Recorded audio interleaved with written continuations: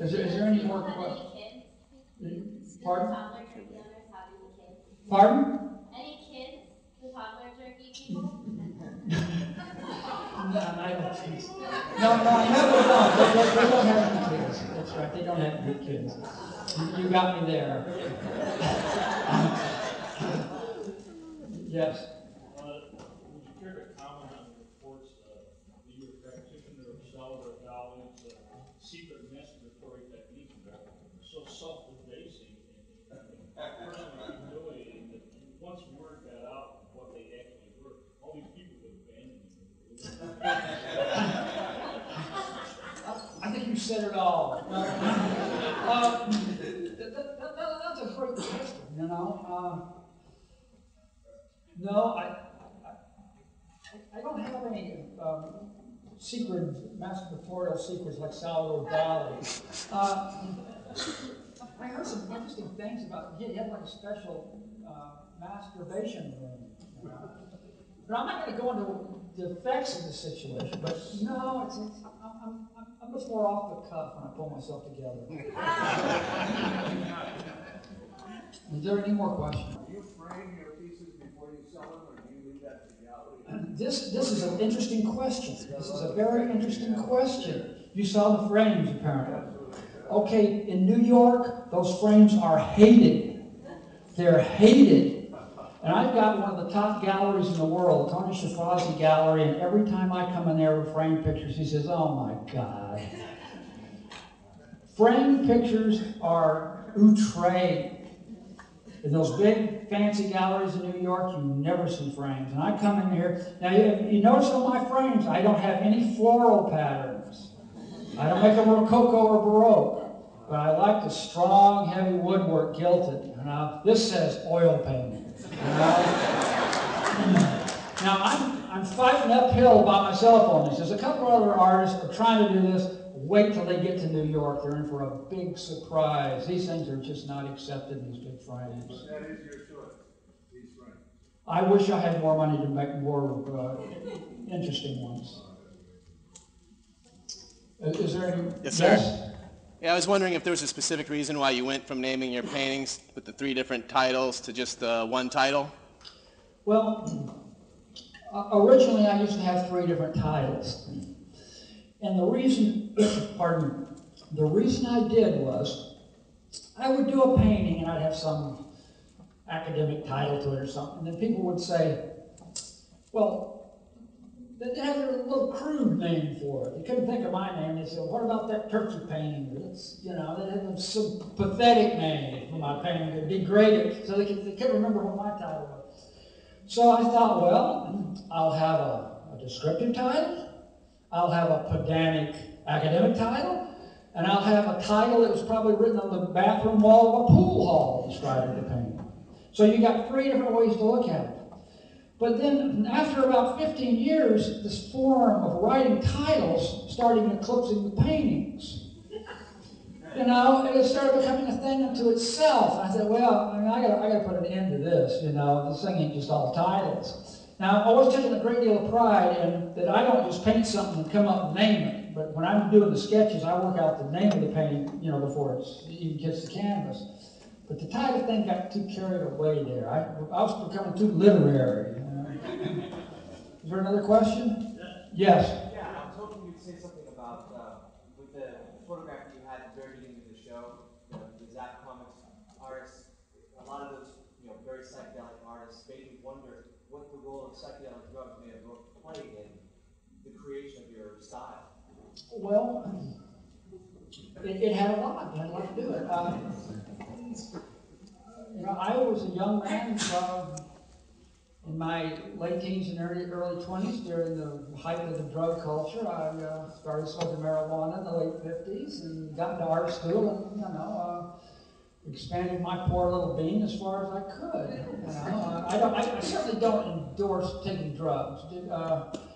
Drugs are a very dangerous thing, and you have to have like a really intelligent philosophy for you to start taking mind-expanding drugs. Dissipation drugs like heroin and stuff like that, forget that. You know, that's just forget that. That's just like, you know, putting your mind in neutral or something. But You know, there was a time there that, you know, I was a wild bohemian, and my Zap comic friends here were too, so I don't know what to tell you. I don't regret it. I had some wonderful times. I come up with some really wild ideas and a wonderful way to learn how to think during those periods of the 60s. But, you know, you're playing with fire there. Is there any other questions? Yes? What's the average size of your painting? What do they sell for? Well, the average size of the painting is about 30 by 36, and they can go up to about 8 or 10 feet. What they sell for is a matter of supposition now. A painting of 30 by 36, one of the older paintings, can probably fetch about $50,000 now. So, but it all depends on how much detail is in it and how much that pie's got to be split with a dealer and whatnot. Is there any other questions? Yes. Did you ever run into Ray Bradbury? Well, who's talking? Ray Bradbury. I've attended a lot of his lectures. I don't think Ray Bradbury knows me. You know, that's another time and another world. Did you have someone else have a question? Yes. Just have a comment. Some time ago, I worked in San Quentin prison in the pretty hardcore inmates doing art therapy with them for about 5 years. And I always wondered where they got some of their ideas. No, I think they Not only myself, but a number of my Zap comic friends here, Zap comic artists, get quite a bit of mail from prisons.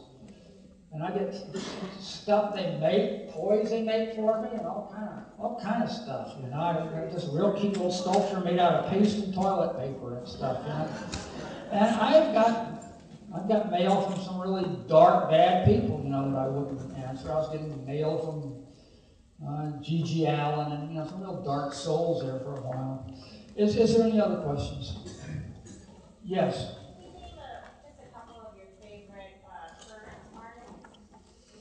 Well, you know, gee, there's just a whole slew of them. You know, I mean, in my world is Zap artists, and you know, right here in the front row there's Spain Rodriguez and Paul Maverick. You guys stand out.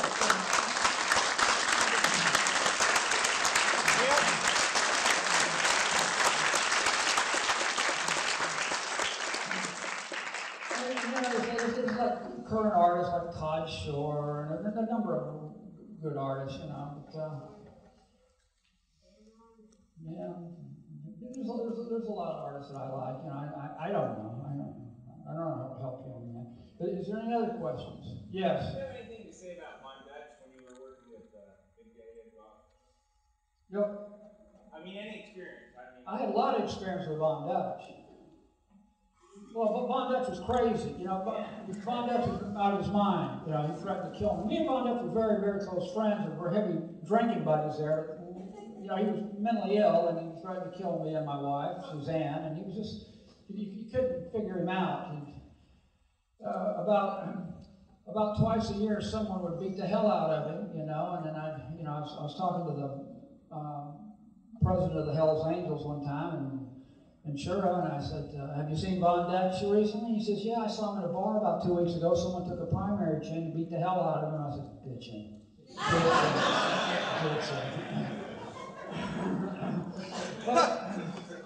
But, is there any other questions? Yes.